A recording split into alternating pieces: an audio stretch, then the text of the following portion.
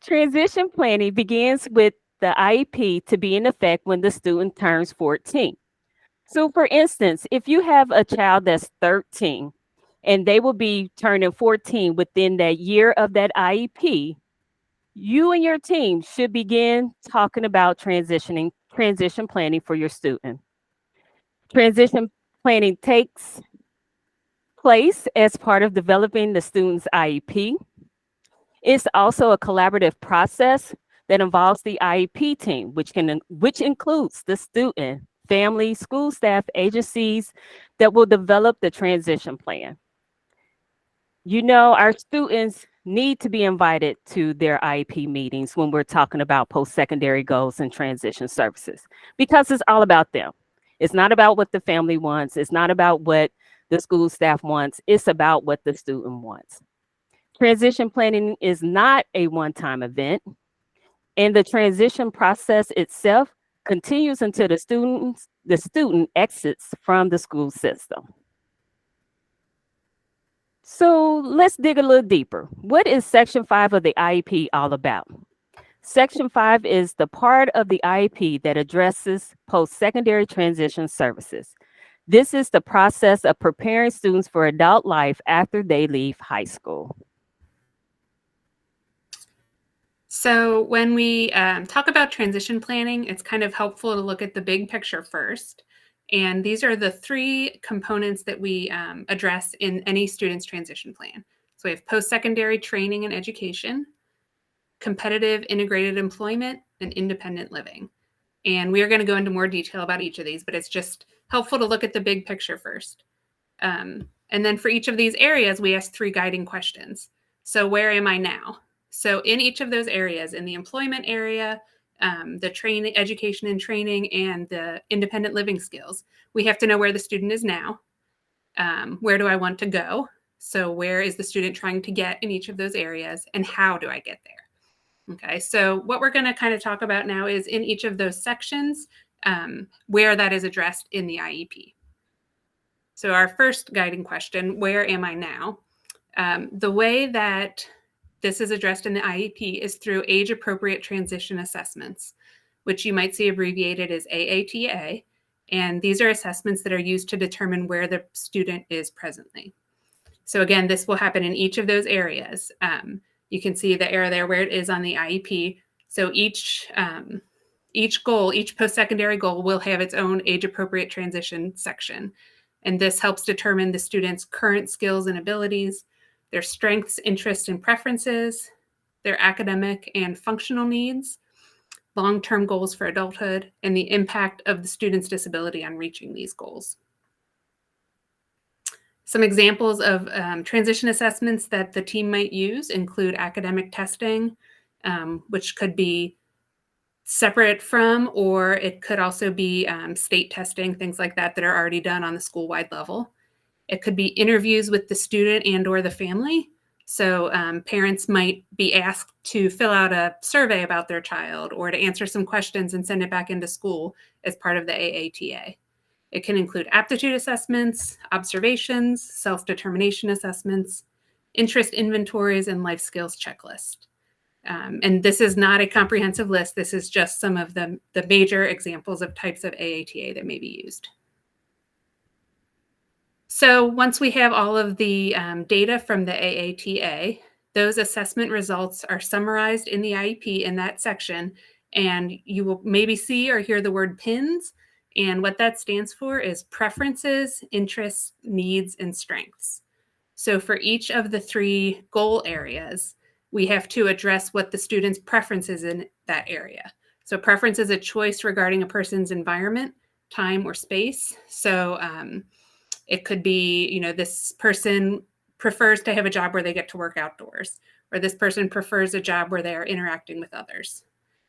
Interests is a feeling of wanting to learn more about something or to be involved in something. So just what the students are interested in. A need is a support required or a gap to be closed in order to be successful in a particular environment. And then the strengths is the student's inherent capacity or demonstration of an ability. So what they are doing well in each of those areas.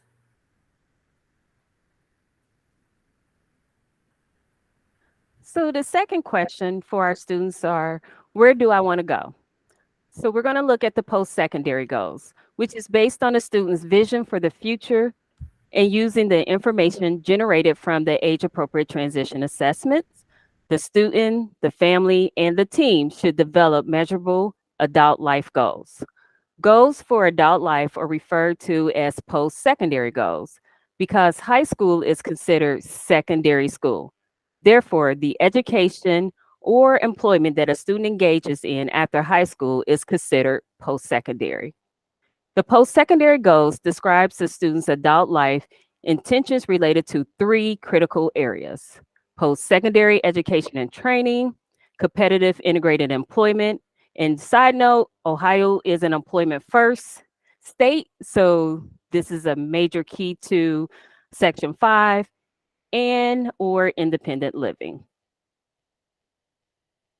So, some of the things to look for in each of these post secondary goals areas under education and training options, it can state community or technical college, a 2 year program, a 4 year college or university, short term education or employment training. And that may be like getting certifications in Microsoft Office or Google Suite, or even automotive, mechanical, working on cars, vocational technical schools, the pre apprenticeships, the trade schools, and on the job training. Then we also have the enlistment in the military, any of the armed services. Under employment options, we have competitive integrated employment, supportive employment, customized employment, and community based experience. So, in this PowerPoint presentation that you will be getting a copy of, when you click on the link for more info on employment options, it will define each of these areas for you. Now, under the independent living domains, we got housing, personal care, such as hygiene, it can be exercising, taking care of themselves, community participation, that's that rec and leisure, finances, budgeting, money management, transportation, could be riding public transportation, metro, sorta, using Uber or Lyft, or even Metro Access, and then healthcare. Um, this is an area that when your student starts transitioning from pediatric services, start looking at those adult services for them in the healthcare area. So we want our families to be empowered. So when you go into the IEP meeting, these are some of the things that you're looking for. So for post-secondary education and training, we have some examples of goals that should be written in there. Upon graduation from high school, Rachel will receive on-the-job training in the food service industry. Upon graduation from high school, Richard will attend a 2 year college to pursue a degree in hospitality management. Upon graduation from high school, Mark will obtain on the job training and be competitively employed with as needed supports as a cashier at Walgreens. Upon graduation from high school, Lisa will enlist in the U.S. Army to pursue a career as an Army healthcare coordinator. Now, here's some examples of post secondary competitive integrated employment goals. Upon graduation from high school, Regina will be employed in the food service industry as a cook.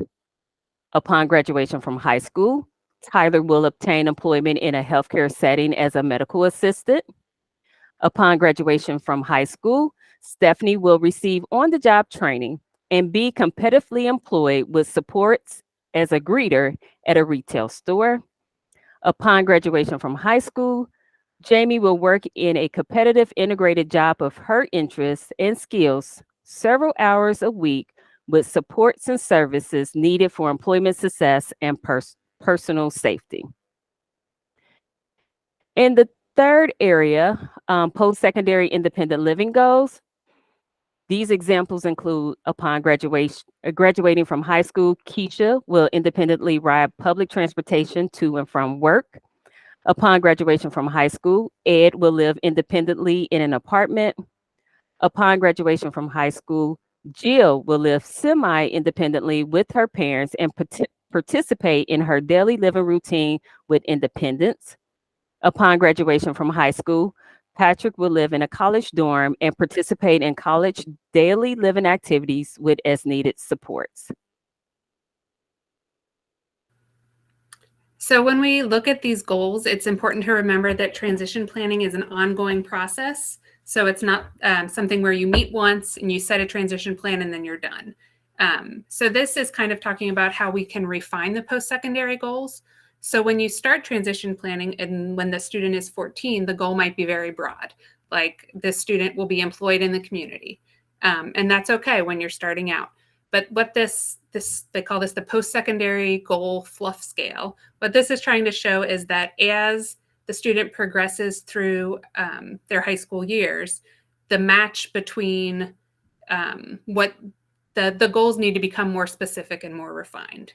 Okay, so back in elementary school, we have lots of students who want to play in the NFL, or their goals are very big and broad. But as they go through high school and as you're using those age appropriate transitions to see what a good fit for them is, that amount of fluff needs to get more and more narrow until we get to a firm match for what their actual skills and abilities and interests are. So the next section, how do I get there? So we've already talked about where am I now? Where do I want to go? So now the next step is how do I get there? And there are four different parts of the section 5 that address this. And the first one is the course of study. So in the course of study section, you're going to see a list of the curriculum requirements for Ohio high school graduation. And that will either be based on the Ohio Learning Standards, or for some of our students, that will be the Ohio Learning Standards Extended. If applicable, some other things that you might see included in the courses of study are any career tech classes that the students are taking or will be taking, any high school courses that they're taking for college credit, and any advanced placement courses. The next section that addresses how do I get there is the annual goals. So for every post-secondary goal, there must be an annual goal in part 6 of the IEP that's linked to the transition service needs in the areas of education, training, employment, and independent living. So the kind of best practice here is that the transition plan and the post-secondary goals kind of guide the IEP. So, when you look at where the student wants to go, that's how you can kind of help line up the annual goals to help them get there. And the next thing is the transition services and activities. So transition services are provided prior to graduation to prepare the student for the identified post-secondary goal. So transition services could be instruction, it could be community experiences, related services, or daily living skills training. And here are some examples for that. So in the area of instruction, you might have a class where you're teaching self-advocacy skills, social skills, study skills, career exploration, job search skills. So these are kind of the things you would think about as like traditional school activities where someone is providing instruction in an area related to transition. Another transition service could be community experiences, which could be college visits, job shadowing, community work experience, leisure experiences. I know some of the high schools participate in like the Special Olympics with their students. So something like that would be a leisure experience. And then also in-school work experiences. So this would be when students are performing a job like outside of their classroom. So maybe they're doing a work study in the office or the cafeteria, something like that, or running the coffee cart for their school. Related services could include assistive technology, speech therapy, a behavior plan, worksite accommodations provided by an occupational therapist. And then daily living skills may also be addressed through the transition services. That could include travel training, hygiene skills, money management, cooking skills. So going along with how do I get there? So we know that this is not a process that we do by ourselves. It's a collaborative effort.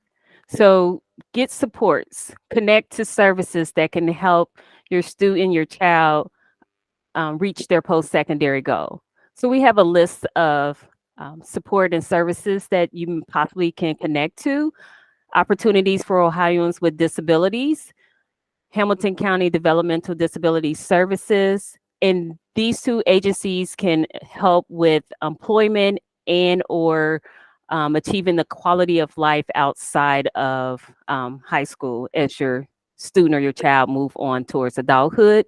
We also have our two wonderful CPS parent mentors that's also available to assist school teams in making sure that the IEP is student focused and focus on those results oriented outcomes.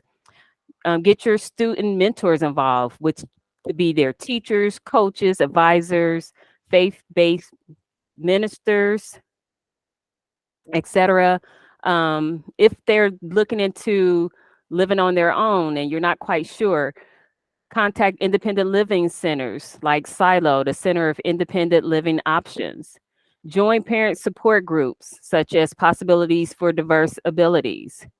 Um, Employment agencies are a good way for students that want to do a little bit of everything and try a little bit of everything. So temporary agencies give them that exposure and experience to try many employment options.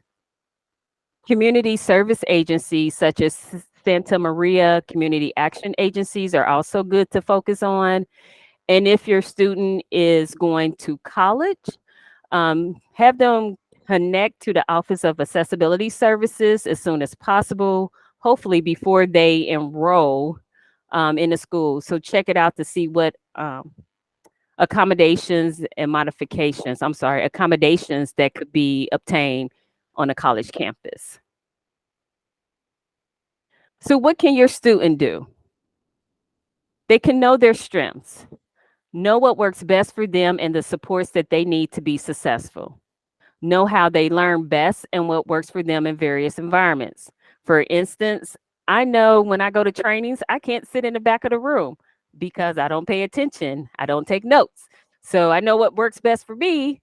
Everybody will find me in the front of the room with my handy dandy notebook and pen out.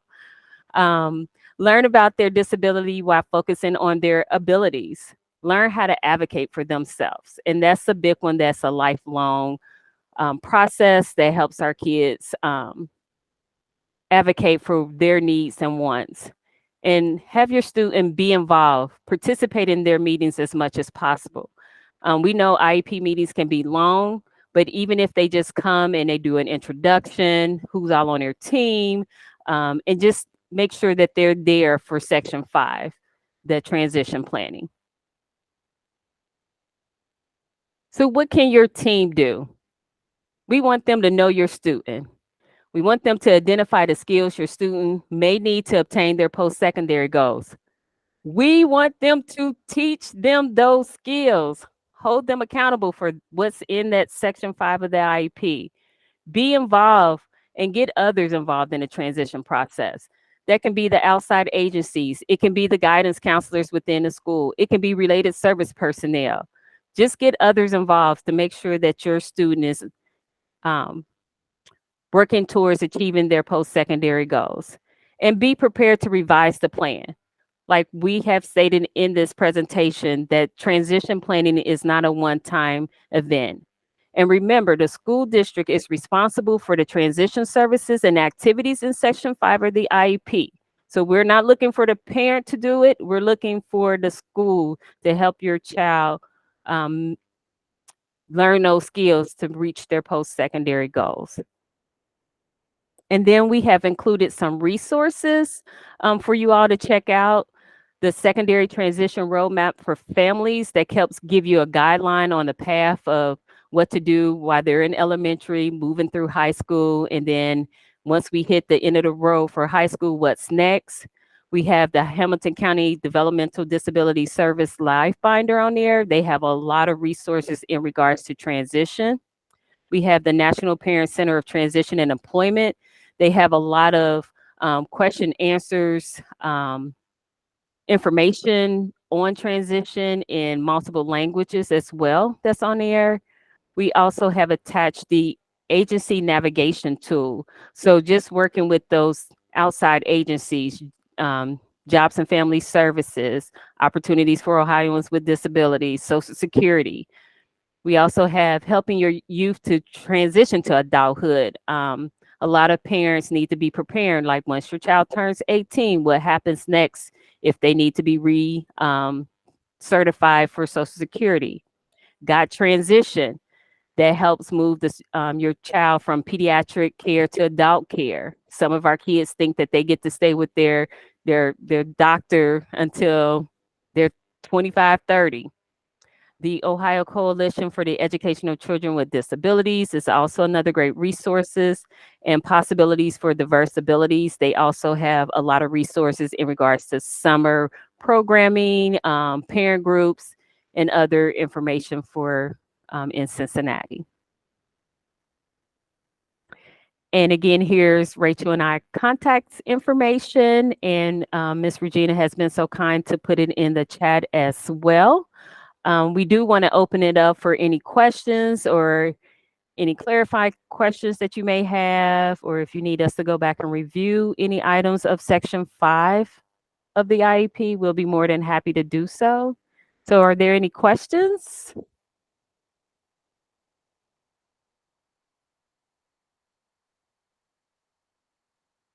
Okay, somebody got to ask a question because it's 6:30. I know it's raining outside. I know it's raining. I know it's raining.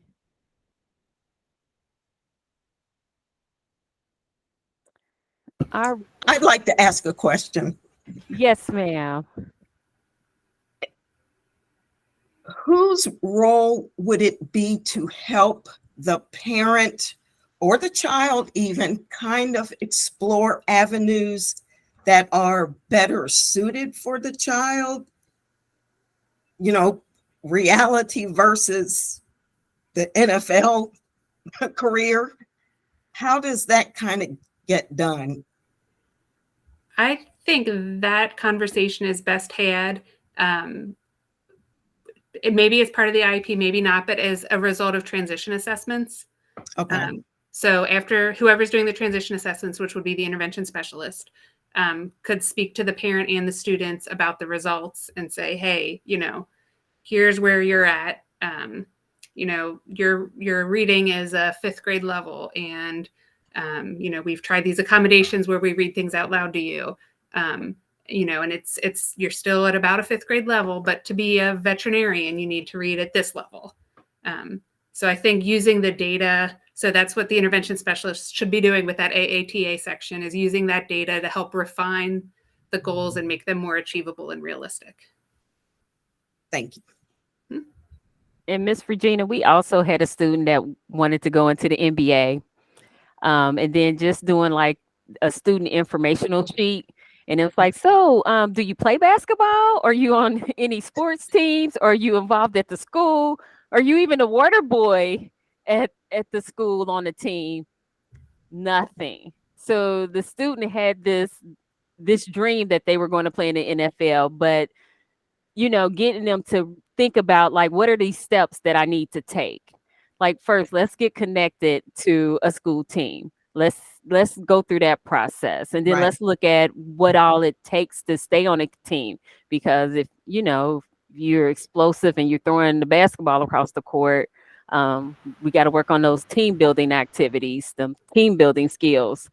So yes, it's sometimes it's having that real life conversation. And I would say one of the things that we've been hearing a lot lately, especially at our last PD, is backwards planning. Like, so where are you at now? Where do you want to get to? Now, what are the things that we need to do in the in between time to make sure by the 12th grade you're ready for it? Is this also a time to do career exploration? Or Yeah. do I kind of have to know where I'm going? No, Okay. so a great service, especially for younger students or for students who don't know where they're going. One of the services can be, the intervention specialist will guide the student through 2 career exploration activities per quarter or something like that. And actually, I was going to bring this up because just today I was doing career exploration with a student who wanted to be a vet tech or a veterinarian assistant. And we were researching, how much do they make and what do they have to do for schooling and what are what's a daily day like? What are some tasks they have to do? And she saw that one of the tasks was assisting with euthanizing animals. And she instantly said, nope, this job is not for me. Let's explore some other stuff.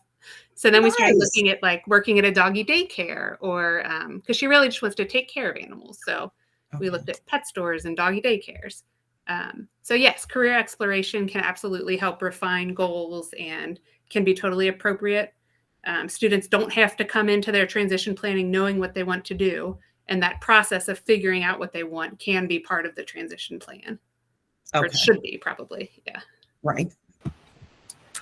And I think too, when you're helping students kind of develop their transition goals, I mean, it's okay if they say, I want to be a football player. You don't want to be a dream squasher, but you really have to have those realistic conversations of what is it going to take to be a football player? You're going to have to exercise and work out 2 to 4 hours a day. You're going to have to be on a team. You're going to have to, and oftentimes when students start to think about, okay, that's a lot of work. What else can I do on to be around sports? And maybe it's an athletic trainer, or maybe it's working at a gym, or maybe it's, something else that might be part of their, interest area that has been identified in the pins, but the needs area we might need to kind of start working on with the students so that they have a realistic understanding of, people aren't telling me I can't be this to be mean, but if I want to be this is the work I have to put in to do that. Right. Good. Okay.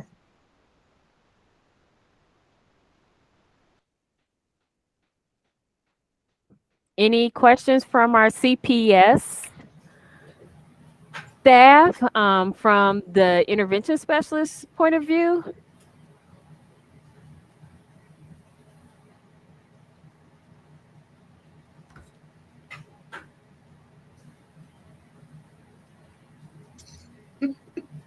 Me and Stephanie got the little wave going on here. I think I'm watching your movement there. Okay, so let's talk about how is, some ways to maybe encourage, whether it's the parents or the staff that maybe have, how do we increase expectations for our students that are nonverbal or non-ambulatory, particularly in this realm? And it's not just like greeters, or it's not, how do we, come into those tables, I guess. It's just like the discussion around raising expectations and what does career exploration look like for those students? A little broad. You I'm just thinking. At us. Okay. Parent mentors sitting at the table. I'm just thinking particularly, I had a team meeting today for an individual, nonverbal, non-ambulatory, and we're transition planning. And that's a little difficult. Was this the same student, nonverbal, non-ambulatory? Okay. Yes. You still follow the same process. You still have to get those age appropriate transition assessments in.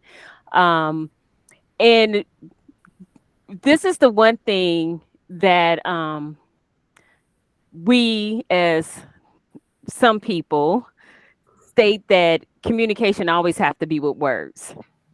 So we communicate by behavior. Our behavior speaks volumes if our words don't.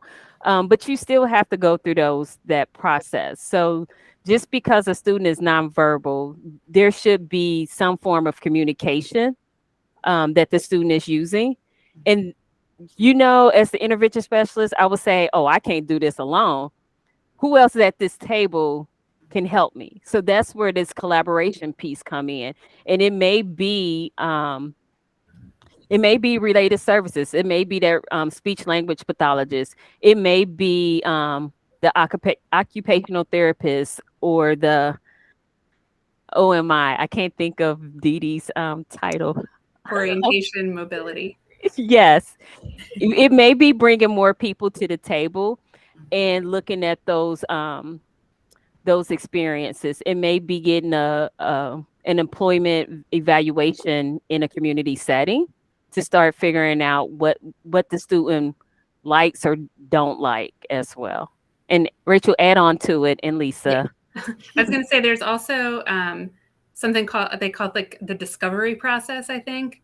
And that's through Employment First is a good place to find a lot of that information. But for students who can't tell us what their post-secondary goals are, and we kind of have to discover them. So that would be a good resource for students like that. And Keisha, do you know, is that discovery? I think it's employment first, but I will look that up and get back to you. But basically employment first, I know Keisha mentioned that earlier, but that's in Ohio, we're an employment first state. So competitive integrated employment has to be the first consideration when you're looking at transition planning for students. So for those students who maybe it isn't immediately apparent that post-secondary or that competitive employment is right for them, the discovery process kind of guides you through if there is something. Okay. While continuing to focus on a student's strength, they may be good at computers or videos or editing. You'll be amazed at what some of these kids can do when you leave them alone with technology. So just highlighting their strengths. Thank you. Thank you.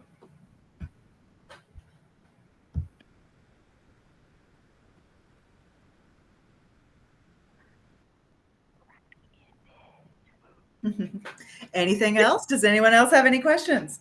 Is there on-the-job exploration? Is that an option for Cincinnati public school kids?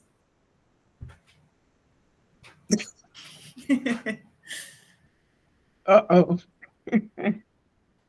I thought I was gonna let Rachel go and take one because it seemed like I've been like jumping. So Yes. yes. Students can engage in work-based learning opportunities. Okay. Each of our high schools have career tech programming in the buildings, and then there's a career tech career. I can't think of the title right off the top of my head. Resource center that's located at the Board of Ed that can also help engage in that exploration process. I think bringing vocational schools or settings back would just be such a benefit to the kids, that aren't going to college. But maybe that's a thing of the past. It's too bad.